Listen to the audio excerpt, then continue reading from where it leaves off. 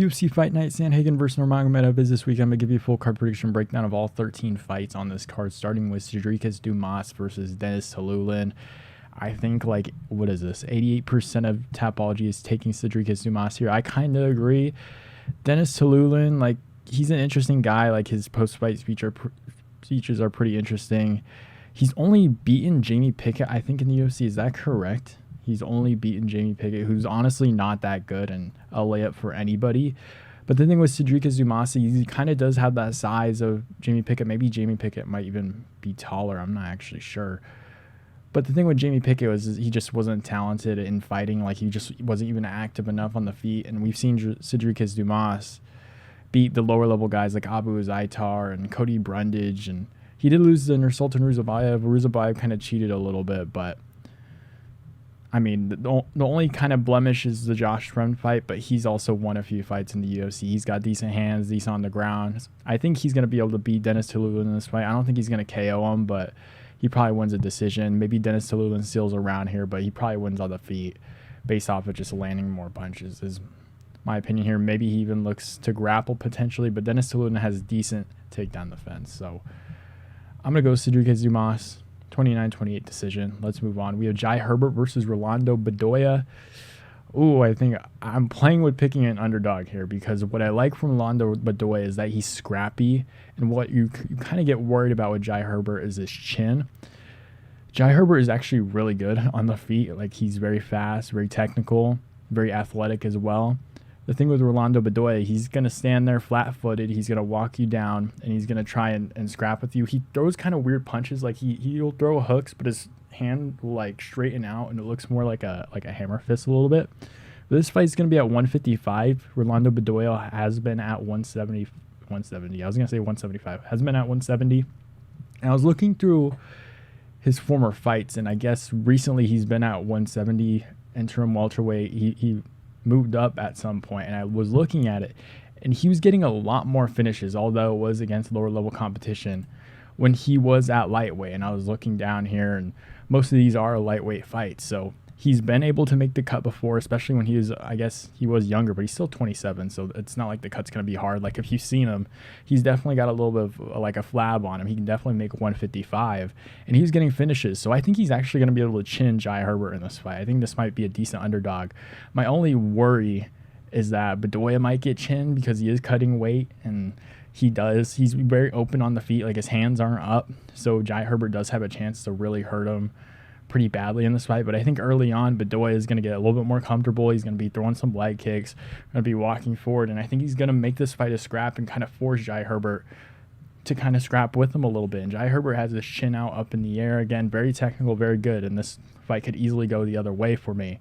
But a lot of people are taking Jai Herbert. I'm going to take Rolando Bedoya.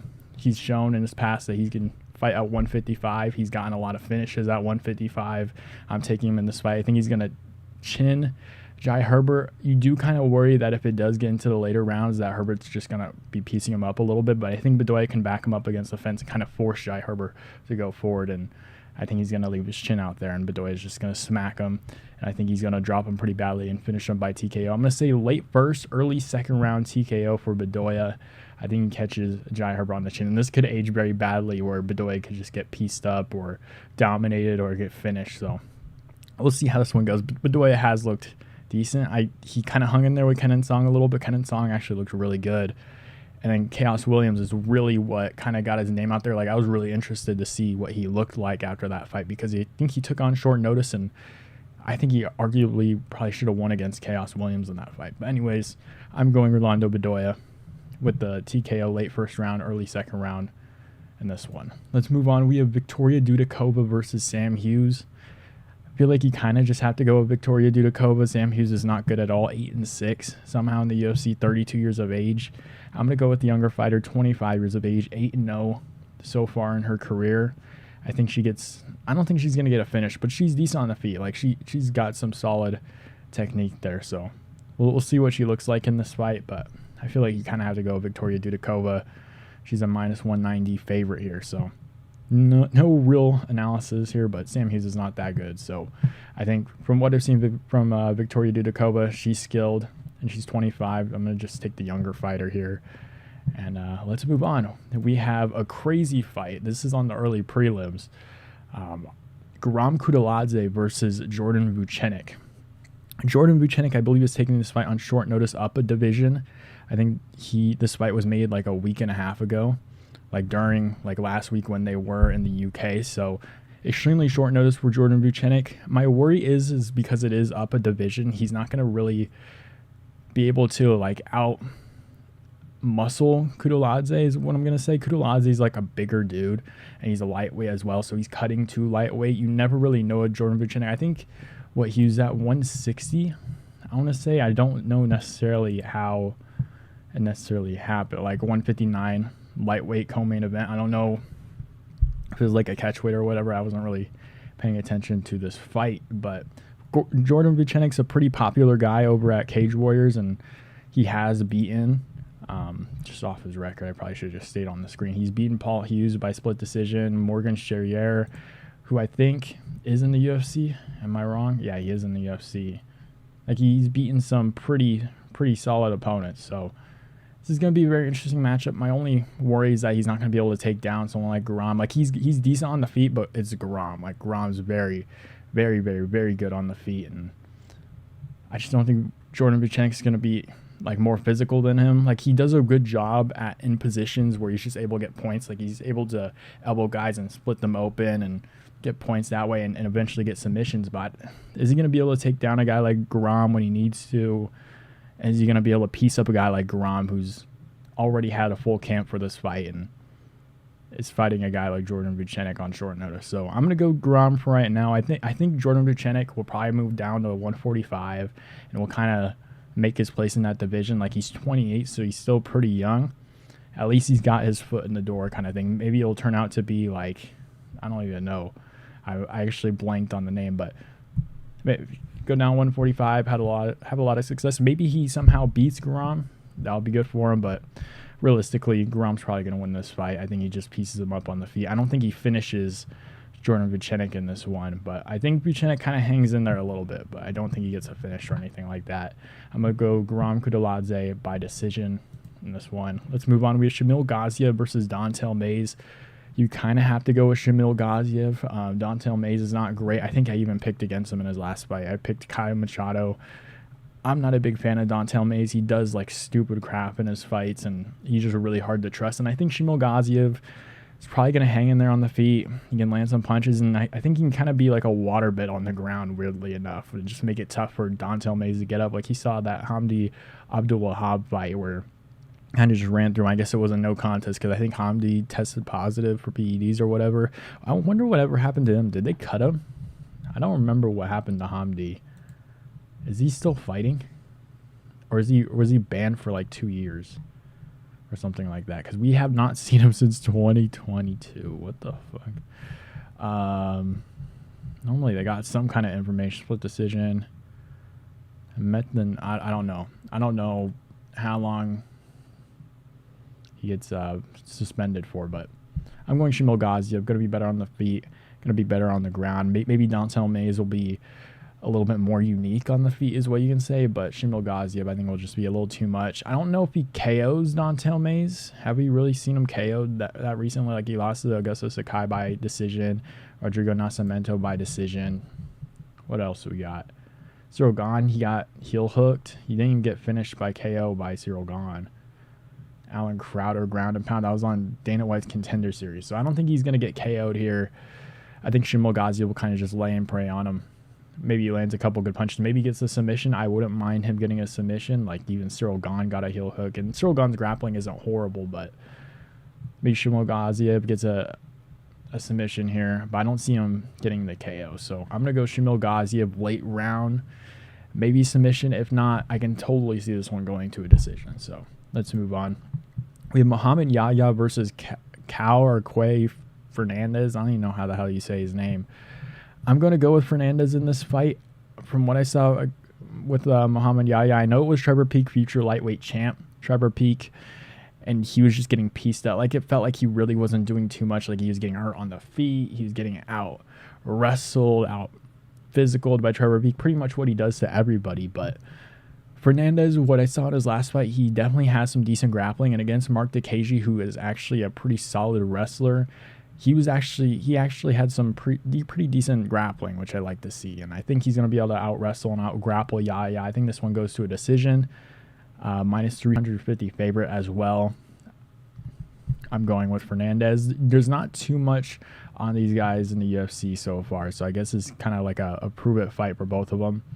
But I am going to go with Fernandes. I think he looked a little bit more impressive, had a little bit bigger moments. I know he got unlucky with Trevor Peak, but he showed in the right spots in the grappling, which make me a little bit more comfortable with this fight. And Yahya is kind of all over the place with the striking. I mean, he does have some nice shots, like some flying knees and all that, but I don't know. I don't trust him in this fight. I'm going to go Fernandes.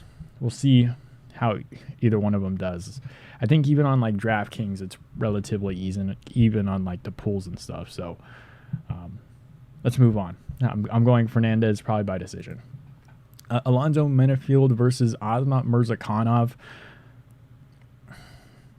I'm going Azamat Murzakanov. I don't really trust Alonzo Menifield fully. He's kind of a weird one. I feel like his chin's out there to be caught by Murzakanov. I think Murzakanov's a little bit more durable than Menifield, in my opinion. Like, we haven't seen Murzakanov go down the way Menifield has, especially recently against Carlos Ulberg. I know it was Ulberg, and Murzakanov would probably get KO'd by Ulberg as well. But he's 13-0. Beat up Dustin Jacoby pretty badly. Devin Clark won that one by KO. Tafon Nchukwi by KO with a flying knee as well. But Alonzo Menifield, we know his chin's not necessarily the best, and I think if this is going to be a fight where they're both going to be aggressive and they're both going to land pretty hard on the feet, I think I trust Murzakanov a little bit more here. First or second round TKO KO in this one. So I'm going to go Azamat Murzakanov KO, either late first round or second round KO for this one. So let's move on. We have Joel Alvarez versus Elvis Brenner. Good fight, but I am going to go with Joel Alvarez. He's too big. He's, 6'3" at lightweight. He's a massive dude, 77 inches of reach, 5-inch reach advantage over Elvis Brenner. And Brenner just likes to get into scraps. He's got that shoot box style. He goes forward and he'll take some shots and get hurt and all that kind of stuff. But Joel Alvarez is just way too big, way too powerful. And when he does hurt you, a lot of guys are in deep trouble. Like, you only saw him really struggle against Arman Tsarukyan, where he just got beat up pretty badly. And that's Arman Tsarukyan. He's a next contender for Makhachev coming up. So Joel Alvarez, freakishly big dude for lightweight. I think he's just going to be too big for Elvis Brenner here, and I think he's going to hurt Elvis Brenner and potentially like finish him in maybe like a submission. I know he is in shoot box, so it's kind of iffy on whether he might get submitted here, but I trust Alvarez just to use his size a little bit more and hurt Elvis Brenner and potentially capitalize on it as well. Like, just looking at Joel Alvarez. Mark Dekaji, second round Darce choke. Thiago Moises, he won by TKO. I think it was a standing KO. Arm bar, guillotine, ground and pound. He lost to Nurmagomedov. I guess that one didn't age crazy well, even though I thought Nurmagomedov looked pretty good. But I think maybe a Darce, a guillotine potentially for Elvis or for Joel Alvarez just standing, because Elvis Brenner is he's 5'10", but comparably 6'3" Joel Alvarez is kind of crazy. So I think he hurts Elvis Brenner on the feet. Maybe Brenner tries to shoot in a little bit, and Joel Alvarez just kind of latches him up and gets the submission later in the first round or the second round. I can also see Brenner kind of surviving, just taking some of the shots and not really doing too much, but just eating shots from Joel Alvarez just because of his length and size. So I'm going to go Joel Alvarez. It's kind of hard to say by submission because if you're at shoot box, you're kind of grappling the entire time. And it's not necessarily grappling, but aggressive striking as well, which kind of plays into Joel Alvarez's game here. I don't know. It's kind of hard to say whether he'll get submitted or not. I'm going to go with Joel Alvarez by decision. I don't think he submits Elvis Brenner. Maybe he gets the TKO over Elvis Brenner because Elvis Brenner is scrappy, and I can see him just continually like running into Joel Alvarez's shots. So I'm just going to play it safe with the Joel Alvarez decision for this one. I think he just does way too much damage. Maybe he gets a couple good deep submission attempts as well. Wins this one probably 29-28, maybe 30-27. I don't mind either. Up the card to the main card, we have Mackenzie Dern versus Lupita Godinez. Oh, wow. This one's a little bit tricky because it feels like before the Andrade and the Lemos fight, like Mackenzie Dern's striking looked good against Angela Hill, and she mixed it in pretty well, was hurting Angela Hill all over the place. And then she just, of course, she runs into the Andrade and the Lemos with a lot of power, and she can't take them down either. And then you got Lupita Godinez, who's tough. I don't think she's going to get taken down here by Mackenzie Dern because she does have a good wrestling base, and then she's also very stocky for that division as well. But she did lose to Berna Jandarova by decision. So I'm going Lupita Godinez. I think she's a little bit better on the feet, and I think if it does go to the ground, I think she can stay a little bit safer because she is smaller size, so it's not like that there's much of limbs to grab onto there and get her into a submission. So maybe Mackenzie Dern does a lot better. She only has like a 2-inch reach advantage. It's hard to trust Mackenzie Dern, but I think if you remove potentially Amanda Lemos and Andrade losses and you go based off of what we saw against Angela Hill a year ago, maybe you do pick Mackenzie Dern for this fight, but I feel like I have to go with Lupita Godinez. Mackenzie Dern has not looked good in her last couple fights, so I'm going Lupita Godinez probably by decision. Maybe Mackenzie Dern still's around here, but I just can't trust Mackenzie Dern at this point, even though it was against top-level opponents in Lemos and Andrade. So let's move on. We have Tony Ferguson versus Michael Chiesa. I was playing with the idea of taking Tony Ferguson here. This is at welterweight too, so the last time we saw him at welterweight, he was supposed to fight, Leach? And then he fought Nate Diaz, and he looked just physically not good at all. Like, it didn't even look like Tony Ferguson. Kind of went down to 155. Looked a lot better physically, but wasn't able to put it together against Bobby Green or Paddy Pimblett. Like, he had moments like, I rewatched the Paddy Pimblett fight. It wasn't as big of a moment as I initially thought, but Bobby Green, he hurt him in that fight pretty badly. But Chiesa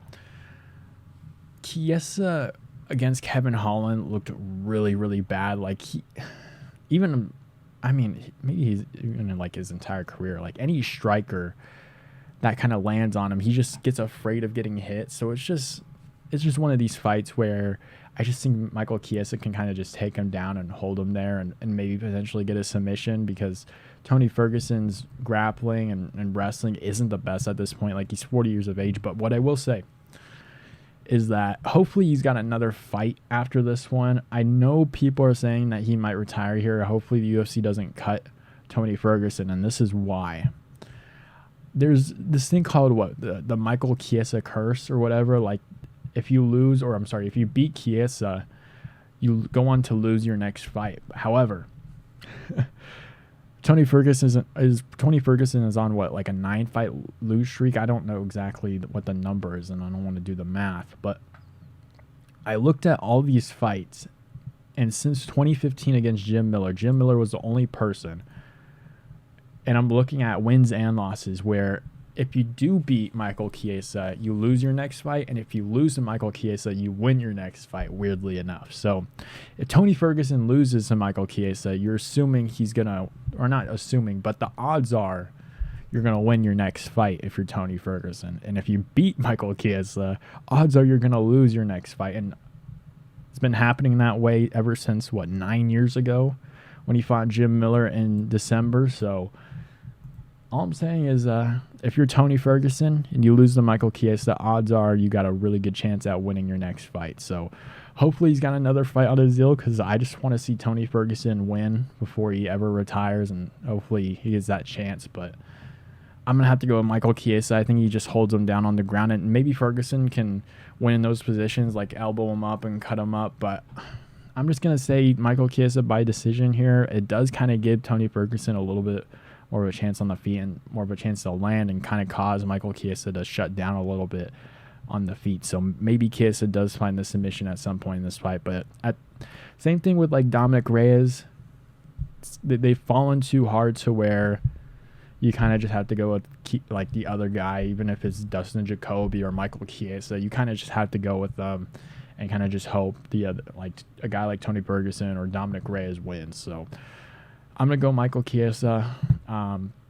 I'll be rooting pretty hard for Tony Ferguson, though. So let's move on. We have Marlon Cheeto versus Davison Figueiredo. I feel like you kind of have to go with Davidson Figueiredo. He's 36 and a half years of age, so he's getting older, especially for bantamweight. He's definitely getting older. And he hasn't looked that great on the feet. I'm going to be honest. Like, he uses wrestling and grappling against Rob Font, which kind of cleared him. And then you had that big UFC 300 prediction where it seemed kind of split on everybody. I ended up picking Figueiredo, but Cody Garbrandt looks really good on the feet, which is worrying going into a Chito Vera fight, even though Chito Vera just doesn't really do much on the feet in general. But you can see where there could be openings against a guy like Davidson Figueiredo. However, one thing I didn't mention and one thing I didn't think would happen in that fight was Davidson Figueiredo being able to take down Cody Garbrandt and submit him, which I thought was like shocking because Cody Garbrandt's takedown defense was pretty good, and he's like this. What is he? He's a collegiate wrestler. I could be wrong there. I don't know if he's collegiate, but he's a pretty touted wrestler, especially for bantamweight. So I was actually surprised that Davidson Figueiredo was able to just take him down with ease and submit him and just out-muscle him on the ground. I thought that was extremely impressive. And I feel like he could easily do that against Chito Vera. Like, if his wrestling and grappling is that good, especially at bantamweight, it was always the thing where at flyweight he's cutting that much weight and he's just so much stronger than these guys. He did it at bantamweight against a guy that's a pretty good wrestler and grappler. So I think he can hold down Chito Vera. I think that's what he should do. He should not really stand up with Chito Vera too long, in my opinion. At least maybe in the first round, feel it out a little bit more, because I don't think the threat of Chito Vera really is there early on in the fight. He's similar to Jan. However, Jan I think is a lot better skill-wise and opens up quite a bit. And you even saw in his last fight against Song Yudong, he opened up pretty good. But Chito Vera he's way too calculated. He needs to put it together more, be a little bit more active on the feet, and he just doesn't do that. So Davidson Figueiredo can mix in the strikes, hold him down to the ground. I think he can win this fight pretty easily. Maybe I'll say 30-27. I think by the time even Chito Vera gets a good punch on Figueiredo's going to have him down on the ground and be punching him and outworking him on the ground and holding him down on the ground. So I don't think Chito Vera is going to be able to get a finish. Maybe he can do what he was doing before. He got beaten up pretty badly by Cory Sandhagen and Sean O'Malley, and even arguably probably could have lost against Pedro. No, maybe he couldn't lose. He won that fight, but it is way too close against a guy like Pedro Munoz to then get a title shot, is what I will say. Dominic Cruz looked good against him. Rob Font was out striking him. Frankie Edgar was on his way to winning that fight before getting KO'd. So maybe Davidson Figueiredo gets KO'd in the last round in the last minute, 14 minutes into this fight. But you kind of have to go with Davidson Figueiredo. I think he's just going to out-wrestle and out-grapple Chito Vera in this fight. So let's move on to a co-main event. We have Nurmagomedov versus Mikhail Oleksiejczuk. I'm going with Nurmagomedov. Covers way too much distance on the feet, in my opinion. Has really nice kicks, so he's going to have a really nice range on the feet. And that's kind of the thing with Mikhail Oleksiejczuk, is he's more of a boxer. He's going to use his hands. He's going to come forward, and I think Nurmagomedov can kind of control that range a little bit more in this fight. And I think he's going to chew up the legs of Mikhail Oleksiejczuk, kind of mix it up, do a lot of crazy stuff in this fight, has a lot of power as well. He's going to hold Mikhail Oleksiejczuk back a little bit. And I think Nurmagomedov can get the decision. I don't know if he's going to be able to finish Mikhail Oleksiejczuk in this one. I'm just going to go Nurmagomedov by decision. It seems kind of straightforward for this one. Maybe this is a bigger test than we think for Nurmagomedov, but I think he's going to chew up Oleksiejczuk in this fight. Maybe land a couple good, nice kicks in this one, but I don't see him getting the finish over Mikhail Oleksiejczuk. Oleksiejczuk is relatively durable. I know he got finished, a couple times recently against, Kevin Holland and Michel Pereira. Maybe, I don't know. I just don't think Nurmagomedov is going to submit him. That's the thing, and I don't think he's going to get KO'd. So I'm going Nurmagomedov by decision, 30-27. Let's move on to the main event. We have Cory Sandhagen versus Umar Nurmagomedov. I'm going to go with Umar Nurmagomedov. Cory Sandhagen is a good grappler. He's got some good wrestling as well, but he's just very lengthy, is what I will say. You have Umar Nurmagomedov, who's 5'8". He's relatively built well for the bantamweight division. He can wrestle pretty well. He can mix in the takedowns with the striking, which makes it pretty difficult to deal with. I know he got hurt pretty badly in his last fight against I'm not even trying to say Bekzat Almakin. He got hurt badly in that one, but was still able to get the win in that fight. But I feel like even after last week against Leon Edwards and Bilal Muhammad, like,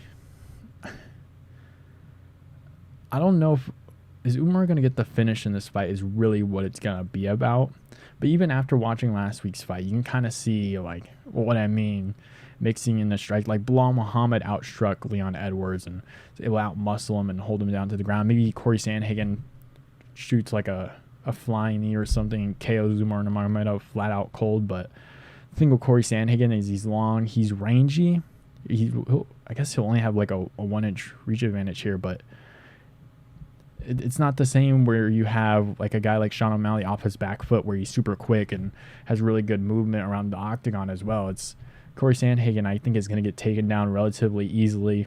Maybe he'll defend a couple takedowns, but just the way he's built physically, it's just really hard to defend takedowns when you're that lengthy and tall in the bantamweight division. So I think Umar Nurmagomedov, holy shit, is going to be able to land some good strikes on the feet, kind of establish the wrestling real early on, and kind of getting Cory Sandhagen's head a little bit more. You can't really jump for a flying knee that much when you know you're going to get taken down. So maybe you kind of hope, and if you do hit the knee and miss, then you're done for like 5 minutes of that fight because you know Umar's going to completely control him on the ground and just outmuscle him. So I don't think Umar gets a submission. Maybe he does, and I guess he has been promised a title shot from Dana if he does win this fight. So I think he's going to play it safe. I think he's mixing some of the strikes on the feet. Maybe he lands pretty cleanly on Cory Sandhagen, and you see Cory Sandhagen get shook a little bit, and then you see him get taken down.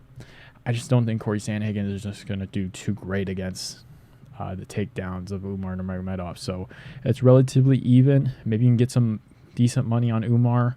I think probably by the time the fight comes, Umar will probably be a bigger favorite, so bet wisely. But I'm going to go with Umar Nurmagomedov by decision. I don't know if he gets the submission over Cory Sandhagen like we've seen his losses. Piotr Yan got completely outstruck there. TJ Dillashaw, he probably should have won that fight. But Aljamain Sterling was able to wrestle him and submit him, but then that was like the turning point, I guess, is what people kind of said towards when he was in the top 5. So I feel like you kind of just have to go with Umar here, mixing the takedowns with the striking, making it pretty rough for Cory Sandhagen, and I think he just wins a decision. He's already kind of had that guaranteed title shot. If he does win, he can play it safe. He doesn't really have to take too many risks in this fight trying to get the finish.